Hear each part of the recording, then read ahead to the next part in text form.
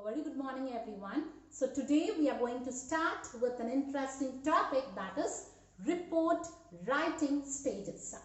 So we all are in the stage of research, isn't it? We all are doing research. So the purpose of research will be completed only when the facts what we have obtained is presented to the external world. And the tool which is used in order to present the facts to the external world is a report. So every researcher has to write a report of what he has done in his research.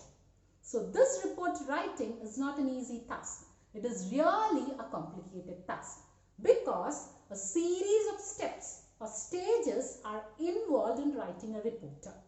So the different stages in writing the report are generally classified into 9. So these stages will be discussed one by one in this video.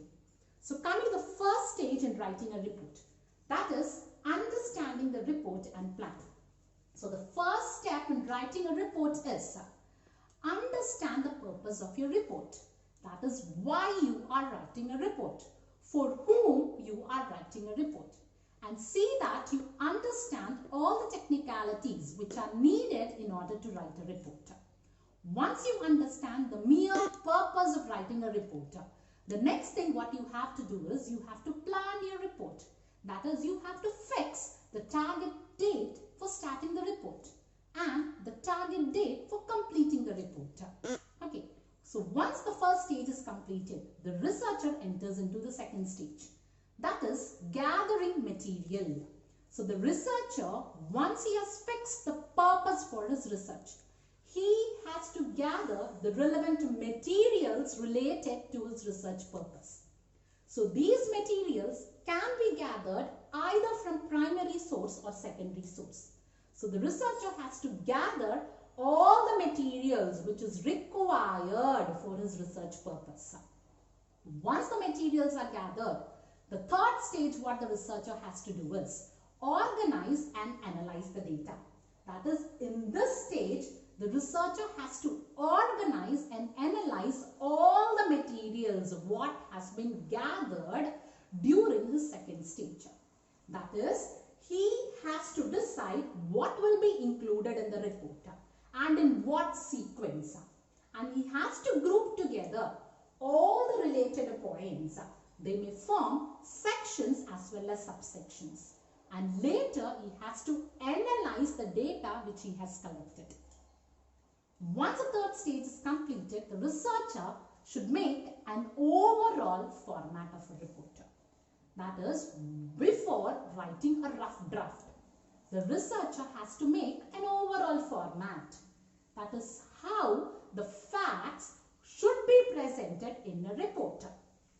How he has to present his findings or his research in a report. That format should be informed. So the different things to be decided in the format is what should be the heading. That is, what should be the title. The format for the title should be decided. What should be the introduction? How the problem has to be stated. What format should be adopted in order to state the introduction. That has to be mentioned. And what is a format used for stating the methodology. Okay, and next, how the report is to be presented. That format should be prepared. And how the conclusions can be drawn from the report, in which way. And what are the limitations and evidence the researcher is facing now. So all these formats have to be decided. And under this, one important thing, what has to be taken care of while making a format is regarding the heading. Okay, this heading or the title should be prepared with utmost care. So there are different characteristics which the researcher has to follow while writing a heading or while fixing a format for a heading. So the different characters the researcher has to keep in mind in order to prepare a heading or a title is. So the title of the research should include the subject and scope of his study. And no abbreviations should be used in the title. And the title should be in such a manner that it gives positive impression to the readers. And the title should use current nomenclature. that is current latest words regarding the field of study should be used in the title. And all the variables which you are using for your study should be indicated in the titles. And the next thing what has to be kept in mind is your title should be limited to 10 to 15 substantive words. It should not exceed that. And when you're writing a title, you should not include study of or analysis of or any other related themes. And the next thing is the title should always be in the form of phrase, or it may be in the form of question, but it should not be in the form of explanation. Exclamatory questions should be avoided when you are writing a title. And the last point to be kept in mind is when you're writing a title, make sure that your grammar and capitalizations are correct. That is, the first to last words of your title, including noun, pronoun, verb, adjectives and adverbs, should always be in capitals. Okay, that should be borne in mind. Clear? So that are the characteristics to be followed when you are writing a heading or a title for a report. And this is regarding the fourth stage. And coming to the fifth stage, that is make a detailed outline. So once an overall format for the report is prepared, the researcher has to make a detailed outline. That is what should be included and in what manner the researcher has to write his report. He has to make a detailed outline of how he has to present his evidence. Okay, so this outline is generally termed as the skeleton of a report. It is termed as the structure of the report. So when you are writing an outline, utmost care and time should be taken. Let me give you an example. If you want to write an outline regarding a chapter or a paragraph or a subject, so how will you write an outline is? First, introduce a chapter. Next, you have to explain and expand the idea of your chapter. And then you have to present evidence to support the idea of your chapter. And next, you have to comment on the piece of evidence of your chapter. And finally, you have to conclude the chapter by giving a supportive evidence or by showing the importance of your chapter. So this is how you are going to make an outline. So the sixth point in writing a report is drafting of a report. So you know that when you are writing a report, there is a possibility of many mistakes. It may be grammatical mistake. It may be mistake of ideas. So final report cannot be prepared and presented at once. So when you are preparing a report, it should be drafted again and again, and then a final report has to be prepared. So drafting of report is done 3 times. That is, the researcher has to prepare first draft, second draft and third draft before preparing a final report. So in first draft, that is the report researcher before writing a final report has to prepare a first draft. In first draft, the researcher will mainly concentrate on information and less focus will be given on grammar. So this first draft is written for 3 purposes. That is to avoid blank paper fright.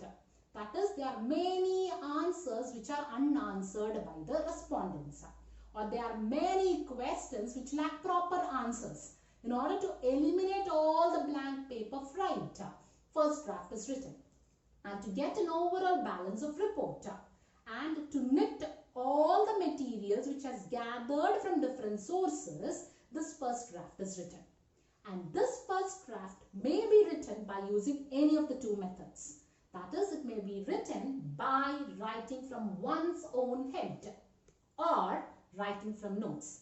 That is, writing from one's own head means the researcher generally reads the notes of different materials which he has gathered from different sources. And on the basis of his memory, when he starts writing the first draft, then it is termed as writing from one's own head. And writing from notes means from the materials what he have in his hand relating to his research. Looking into the material, and when he writes a draft, it is termed as writing from notes. Clear?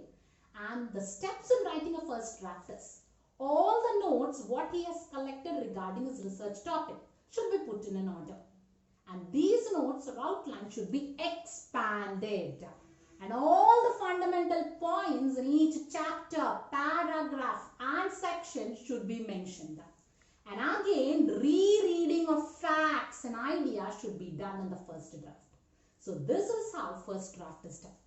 And once the first draft is done, the researcher has to move to the second draft. That is, on the basis of materials or draft which he has prepared, he has to again re-verify it. So re-verifying the first draft is termed as second draft. So in second draft, importance will be given to language as well as information. So in the second draft, the researcher will continuously evaluate the findings, the facts, the suggestions and conclusions of his researcher. So when you are writing a second draft, there are certain tips the researcher has to follow. That is, when you're writing, your research design should be simple. You should present the facts in a crystal clear manner. And you have to expand what you have written. And you have to give special emphasis on the facts or information, the methods what you have used and on the findings. And you have to eliminate if there are any repetition of ideas or writing. And when there are any wrong uses, all those wrong uses should also be eliminated. Once you have followed all these steps, you have to again read and reread the second draft in order to find out the mistakes. Once the second draft is also over, the researcher has to prepare the third draft. Third draft means when you are writing the second draft in a word processor, that is in a Word, in order to make it ready for a final draft. It is termed as third draft.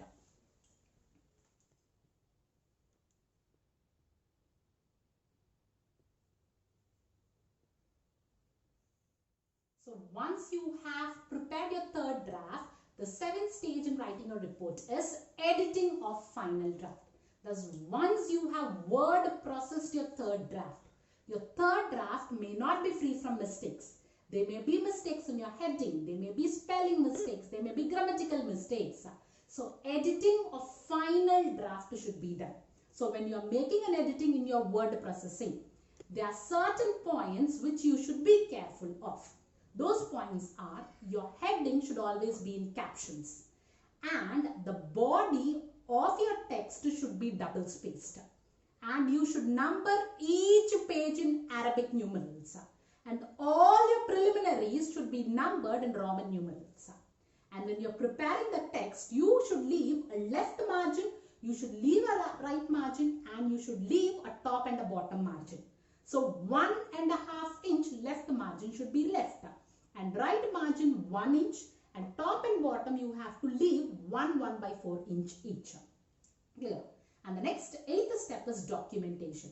So once you have prepared a final draft, you have to prepare documentation of your report.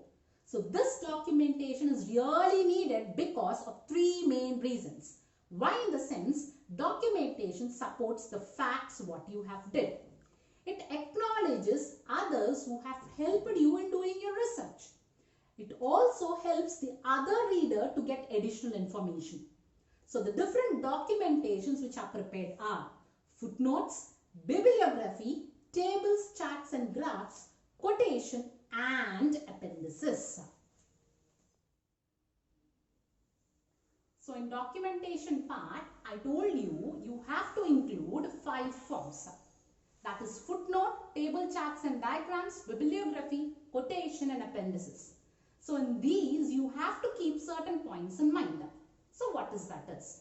Coming to the first documentation part, that is footnote. So footnote is generally written for 2 purposes. Either to authenticate a point or to supplement the materials what you have used in your research report. Generally, footnotes are given in a research report. So when you are writing a footnotes, there are certain points which you have to take into consideration. Those are, the first point is, when footnotes you are willing to write, you should always place it at the bottom of your page. And it should be separated from your text by a space of 1/2 inch. and a line should be drawn and the length of the line should be 1.5 inches. And all your footnotes should be numbered in Arabic numerals, that is starting from 1. And all your footnotes should be terminated by full stop. Another important point you have to consider is too many footnotes should not be involved in your research report. It will generally make your research report lagging. Clear? And the second documentation part is tables, charts and diagrams. So in a report, tables, charts and diagrams are necessary because large information can be presented in a concise form through tables, charts and diagrams. Space can be consumed with the help of tables, charts and diagrams. And it makes your readers easily understand the concept what you want to deliver. Okay, and these tables and charts makes comparison easily. That is why tables, charts and diagrams are needed, because it consumes, it can save space, that is large volumes of data can be presented. It will make your report attractive and readable to the readers, and it facilitates comparison easily. So when you're writing tables, charts or diagrams, certain points should be kept in mind. That is, your table should be limited to 1 page. If your table is more than 1 page, then include your table in the appendix part. And your table should be self-explanatory. And you should have a clear title for your table. And your table should always be complete. And your table should be numbered in Arabic numerals starting with 1. Clear? That is the second part. And the third part of your documentation is bibliography. So bibliography is the list of sources what the researcher has referred when he is preparing his research report. Okay, so this bibliography is of 2 kinds, that is working bibliography and final bibliography. So working bibliography means the list of sources which the researcher has referred before selecting a research problem. That is, before starting his research work, what are the different materials, books, magazines, net, which are referred by the researcher? It is termed as working bibliography. Final bibliography is, once a research report is completed, the list of sources included after the completion of your research work is termed as final bibliography. Okay, and you have 4 forms of bibliography. That is works cited bibliography, consulted bibliography, selected bibliography and brief annotated bibliography. So works cited bibliography means when you are including the sources, what you have included in your footnote, and when you are including the sources which are cited in your text part, then it is termed as works cited bibliography. Consulted bibliography means the list of sources which you have consulted for your research work. Selected bibliography means the list of sources which you have actually selected for your research work in order to do your research. Brief annotated bibliography is when you are writing a detailed description of the various sources what you have referred to. Then it is termed as brief annotated bibliography. That is, in brief, you should mention the sources and the length should be only maximum 4 to 5 lines. And when you're writing a bibliography, there are certain points what you have to keep in mind. That is, your bibliography, you have to start writing from your first draft itself. That is, whatever sources you are referring to, you should always include it in the right hand side corner of your page. And all your sources should be written in an alphabetical order by author's last name. And you have to follow a particular sequence when you are writing a bibliography. That is, for a magazine you have a sequence. For a source which is referred from an article, you have a sequence. For a source which is referred through an interview, then you have a sequence. So you have to follow different sequence when you are writing a bibliography. And when your source is a woman, that is, you have referred a book which is authored by a woman, then first author woman, her first name should be given in full. Okay, so when the author is a woman, her first name should be given in full. So this is an example of how you have to write your source in a bibliography. For example, you have referred a magazine. Then you have to indicate the source as author's last name you write first. Full stop. In the inverted comma, you have to write the article title, comma, the name of the magazine you have to write, full stop, the volume number of the magazine, full stop. In the brackets, you have to write the date, colon, and the page number of the magazine what you have referred to, full stop. This is the format or sequence of writing a source in the bibliography. Clear? And next, the fourth part in documentation is quotation. Quotation means the copy of extracts. So when you're writing a quotation in your research report, there are certain points what you have to keep in mind. That is, your research report should not be stuffed with quotations. It should not be full of quotations. If it is full of quotations, then it generally merely indicates that you lack thinking. You are copying someone's quotes. And your quotation should always be brief. And the third point is when you are indicating a direct quotation, then it should always be placed in an inverted comma. When you are making an extract itself, then it should be made in a single comma. And when you are writing a quotation, the sources of your quotation should be indicated. And the last point to be kept in mind is whatever is mentioned in the original source, in the same manner you have to write, even though they are spelling mistakes, grammatical mistakes. You have to retain the originality of the quotation. Clear? And the last part of documentation is appendices. Appendices is the attachments. It may be the copy of questionnaire. It may be the copy of interview schedule. It may be the other financial reports or other documents which is referred by the researcher. So those should be attached in the appendices part. Okay, with this, once documentation is over, the last stage of a research report writing is final word processing and publishing. That is, once you are satisfied with the final draft, once you are satisfied with the documentation part, you have to use the help of a word processing software to finalize your report, because this word processing software will help you to edit your mistakes, correct spellings, grammar and all the mistakes. So when you are making a final word processing, check that there is no further mistakes in your report. Because if there are any mistakes, it will give a poor impression in the minds of the reader. So make sure that there is no mistake when you are word processing your research report. Read and reread your report and then make your final word processing ready for publication.